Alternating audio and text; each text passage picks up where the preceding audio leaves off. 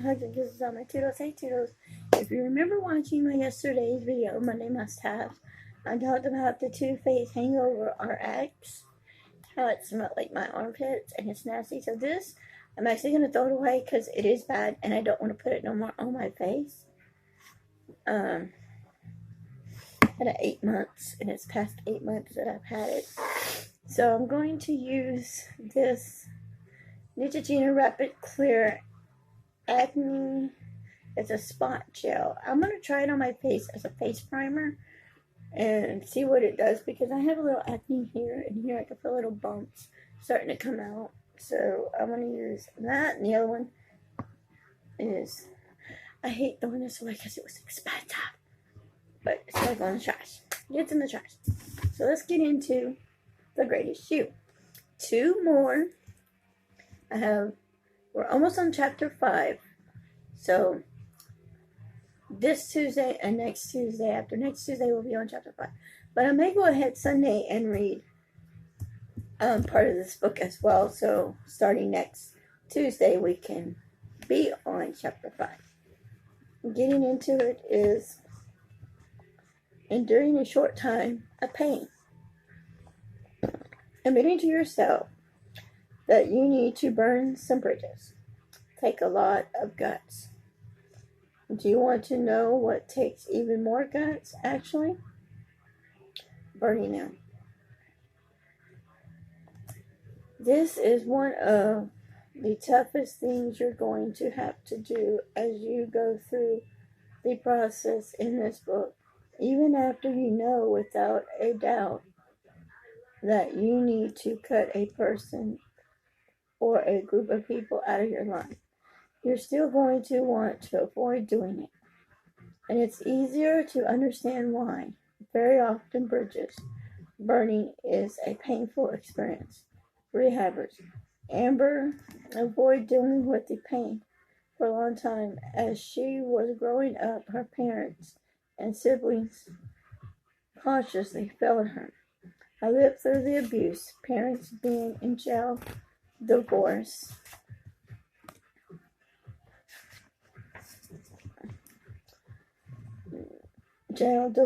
of parents, abandonment, having to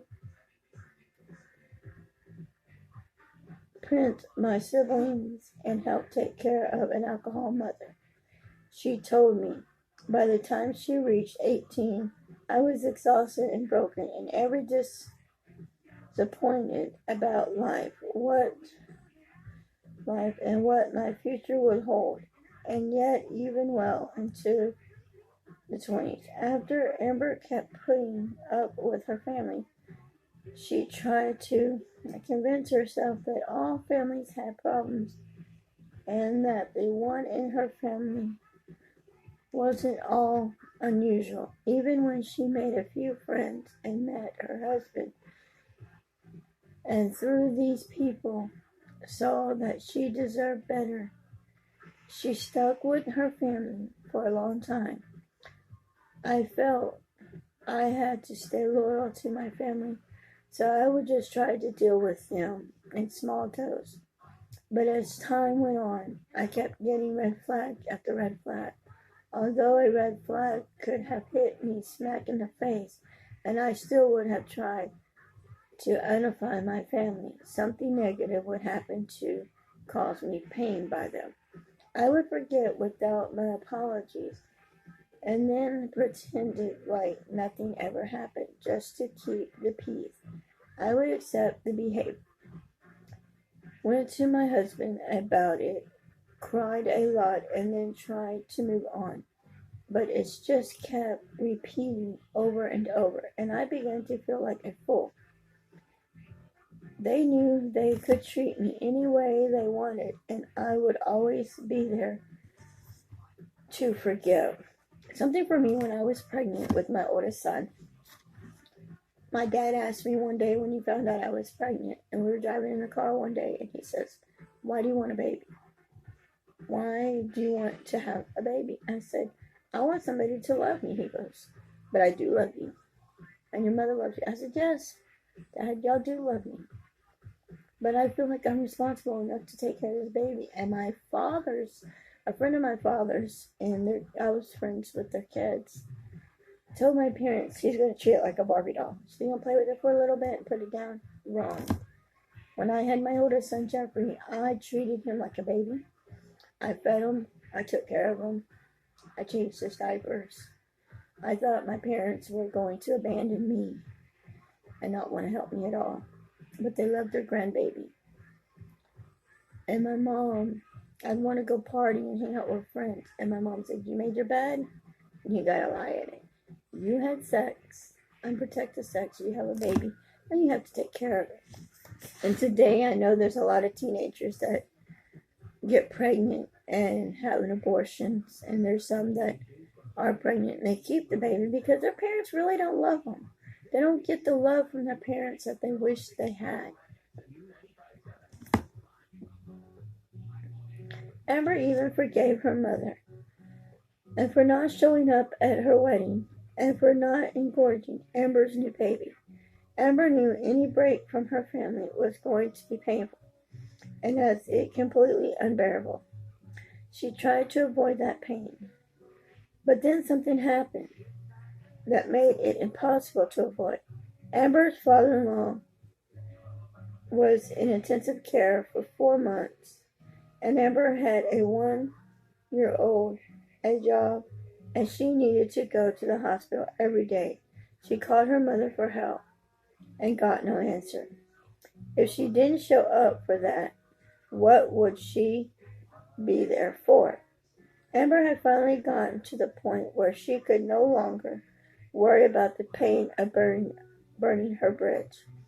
The bridge had to come down. She cut off all ties to her family and suffered an emotional conference. She knew were coming.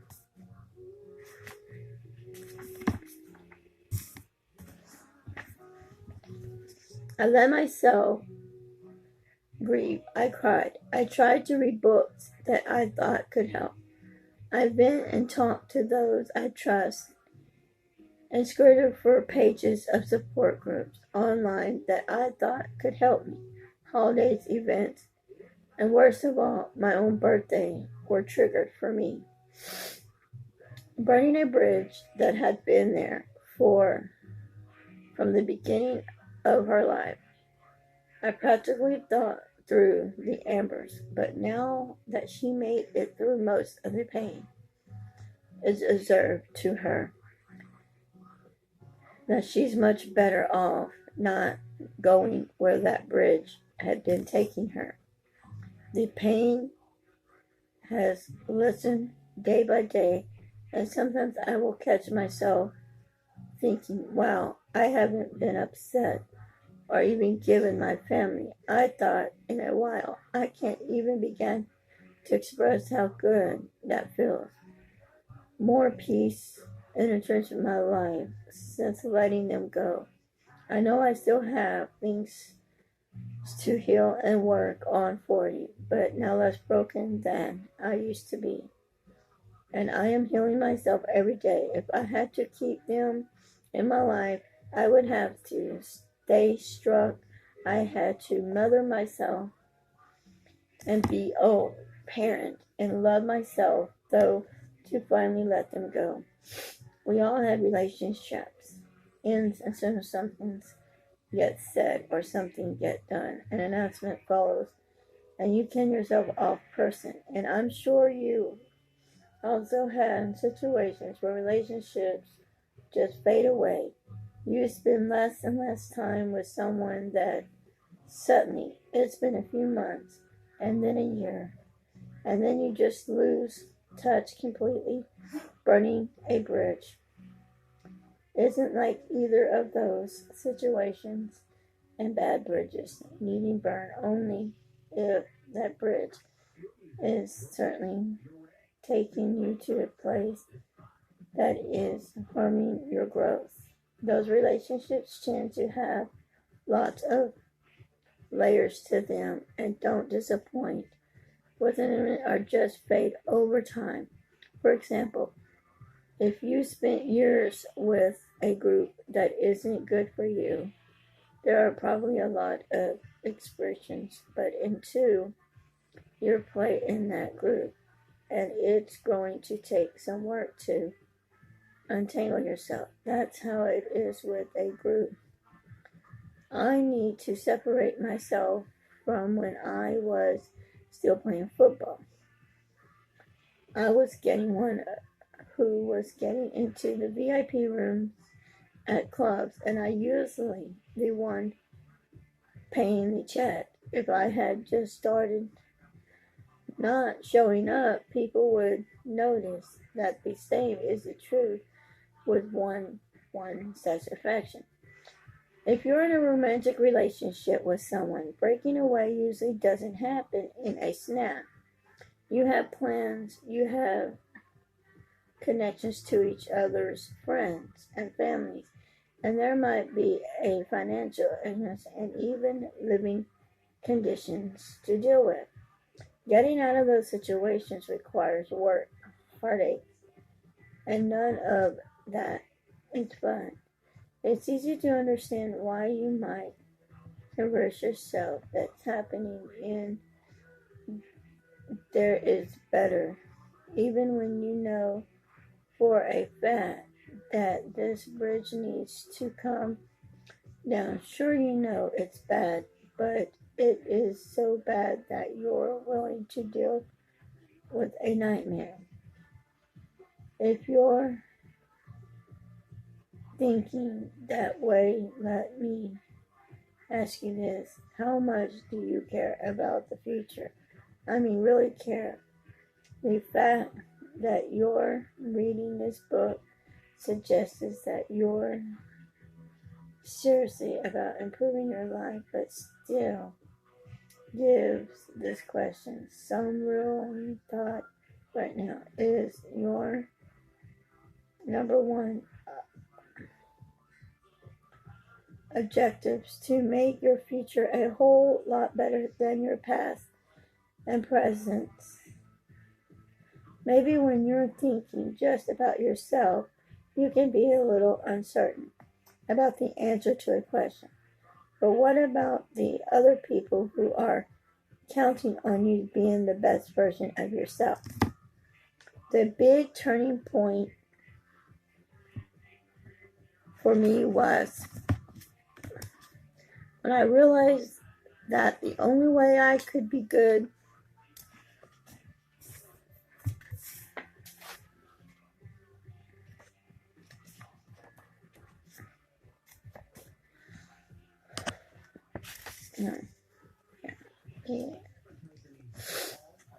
to be a good father to my son and give him what he deserves was to be the best version of myself. And once I came to realize I had all the strength I need to burn the bridge, I needed to burn.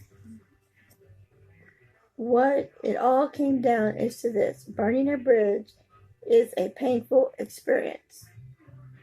They're going to be hurt and innocence and conservation, but if you really care about your future, if you want your future to be much better than your parents, then you need to accept the fact that the pain occasionally with burning a bridge is the way perfected to a long-term damage. You'll suffer if you don't burn that bridge. Think about it's like having a burned bum knee. The knee is causing you pain every single day, but it's not so painful that you can't survive it, at least right now. You know that surgery can fix the problem, but surgery involves an arduous rehab process. So you keep avoiding it.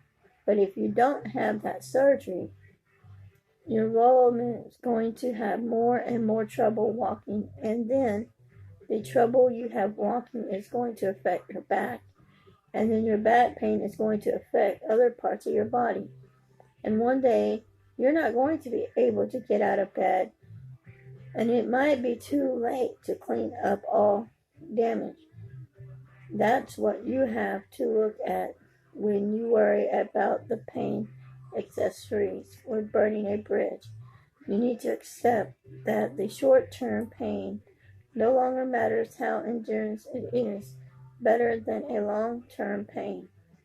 That will come if you don't make the move.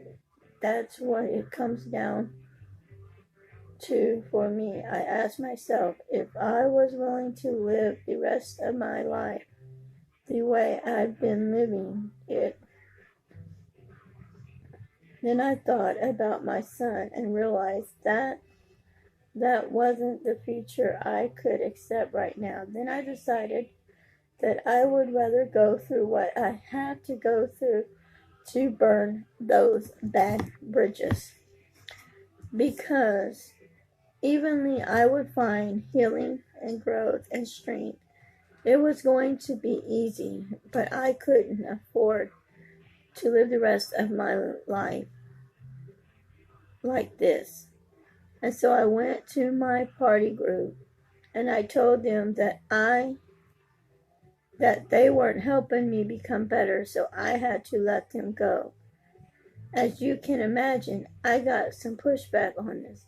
Some people said to me, "How can you just get rid of people like that? Where your loyalty?" And what I realized was that I'm loyal to my principles, not to particular people, and that those who respect my principles would receive my loyalty. And I told these people that I could continue to love them from the distance, but that I could not be around them anymore because they were people in my life who had disappointed me being the best me, and I couldn't let those people down. There's some people in my life right now that I would love to get rid of, and like Trent says, for heaven's sake, I love this guy.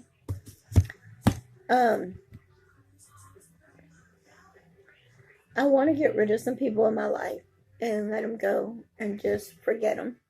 But it is, like he says, it is hard. It's hard to let these people go. You've been friends with them forever, and you just, even if it's family, and you just don't care, and you just want to get rid of them and have nothing to do with these people. I'm telling you, it is hard. It is very, very hard, as he says. I have people in my life I don't really want to spend any time with. I don't want nothing to do with. I'm not going to mention their names because they do watch my YouTube videos, and I don't want to put their names down and then they'll feel bad and want to know why, but they know who they are. I went on my YouTube page and I started deleting people off my YouTube page because they haven't made videos in over a year or 2 years. Why am I going to keep them on there and watch them if they haven't made any videos? It's like, take them off. Condolence. I went on Facebook. I deleted some people off of Facebook. Condensed it. I have friends. I have people on Facebook. I don't even talk to half of the people on Facebook. I mean, half of the people on YouTube, they don't comment on my videos. They don't like my videos. They don't watch my videos. They just want subscribers. I want subscribers too. Don't get me wrong, but I want people who are going to subscribe to me to make sure they do at least, if they do watch my videos. I want more subscribers. So, one thing I want to change in my life is I do want to get more subscribers on YouTube. And if you watched my Sunday's video, I am doing a giveaway. I linked it in the description box. What you have to do to enter the giveaway.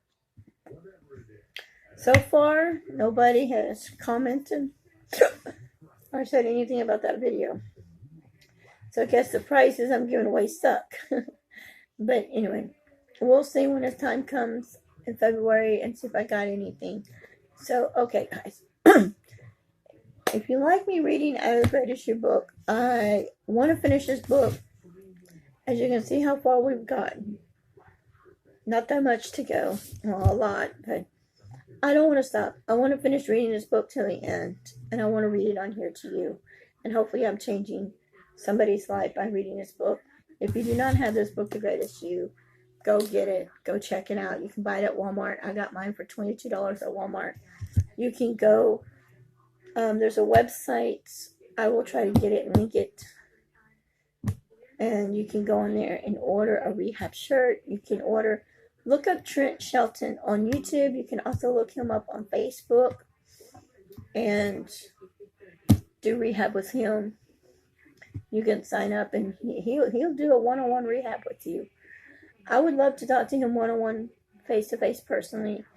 I have a problem, and a lot of people tell me how to deal with this problem, but a lot of people telling me, I don't know, but I want to get with him face-to-face, see what he says about this problem and what I should do. I love his hair. But anyway, that is it for this video. Give it a big thumbs up. Don't forget to like, comment, and subscribe. Until next time, guys, I love y'all, and bye. If you are new to my channel, I just want to say welcome, welcome, welcome. Give me a 30 days free trial and see if you like it. Bye, guys.